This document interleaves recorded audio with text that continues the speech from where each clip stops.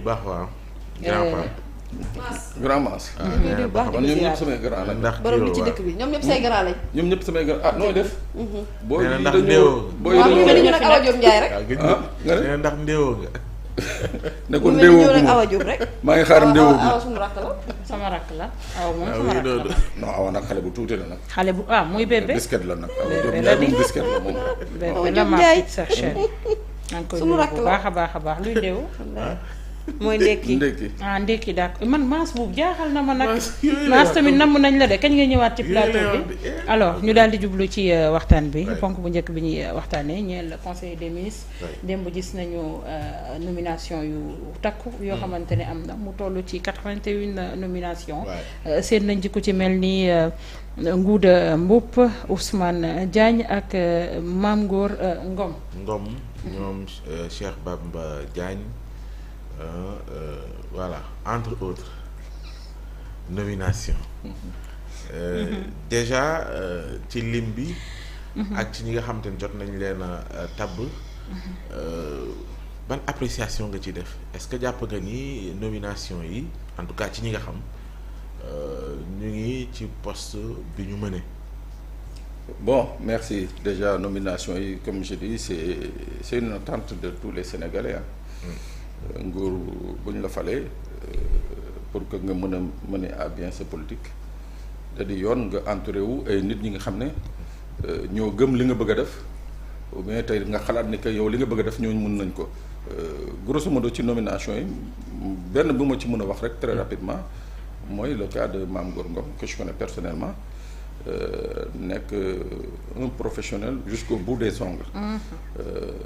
doo ko dégg ci lii doo ko dégg ci lële te Dieu fait bien les choses magazine bi pour nit ñi am na ñu ko xam Mame Gor était à l'origine justement de la création de ce magazine.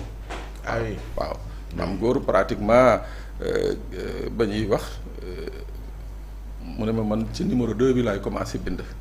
mais xam naa ne moom dàkk na. mais ñu koy ñaanal déjà fañ ko nommé noonu. yenn bi oyof trop. et je suis sûr et certain que attente yi nga xam ne moom la président am ci moom. il ne sera pas déçu. muy benn ñaar liñ doon wax di ko wax fii dans la presse maanaam ci le déficit. Communicationnel. Ouais. De la communication institutionnelle du gouvernement. moo ko justifié kon. waaw tey jii avec un Mame Gor le défi va être relevé c'est-à-dire communication institutionnelle bi nga xam ne ñun man sama wàll boobu jàppoon naa ne que c'est quelque chose qui battait de l'aile au sein du nouveau gouvernement tey jii avec un Mame Gor à vrai dire c'est quelque chose bi nga xam ne mën nañ ci am yaakaar bu baax a baax a baax léegi les autres postes. Oui. Je dis encore une fois c'est tout à fait normal man je trouve que c'est tout à fait normal que ma falu fenn woon Ngoné Saliou parce que Ngoné dafa jàpp ci suma combat dafa gëm li may def je trouve que c'est man loolu je n'y vois aucun inconvénient. benn inconvénient laa ciy gis rek mooy que bu ma naree fal Ngoné que Ngoné répondre au profil bi nga xam ne li ma bëgg a def moom mun na ko def waaw. moi je suis pas dans la PCA Port. Bon, PCA, tu sais, PCA, pratiquement n'importe qui peut être PCA. PCA, c'est quasiment, entre guillemets, un poste honorifique. Voilà. da ngay piloter rek da ngay nekk ci kaw rek. di donner di présider yenn di présider voilà arbitrer et consort non. N'importe qui peut être PCA. dégg nga moi je voyais peut-être Ngouda Mboup. Probablement ci pôle juridique du président de la République. waaw parce que un président dafa am la nga xam ne au niveau national comme au niveau international ay engagement ay consort boo koy jël il faut que am ay conseil juridique surtout boo waree jël ay décret ñu visiter ko par rapport à la loi par rapport à la constitution ndax méngoo na ainsi de suite et suite man foofu laa doon gis ku mel ni Ngouda Mboup c'est-à-dire quelqu'un qui soit là pour de temps en temps attirer l'attention du président ne ko bon fii c'est en porte-à-faux avec la constitution avec la loi ainsi de suite bu ñu naree signer ji ay traité wala signer ji ay convention wala négocier ay trucs voilà un profil bi nga xam ne qui pourrait bien rendre service à l'État du Sénégal que fële au niveau du conseil d'administration du port très sincèrement. Alim Bamba Diagne Cos Petro. waaw je l'ai lu je l'ai pratiqué moom it c'est the right man on the right place hein.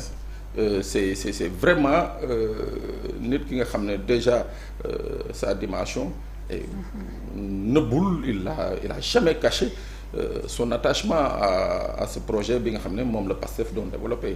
Il l'a soutenu il s'est battu pour ce projet-là surtout nag dans ces domaines particuliers yi nga xam ne dañuy soxla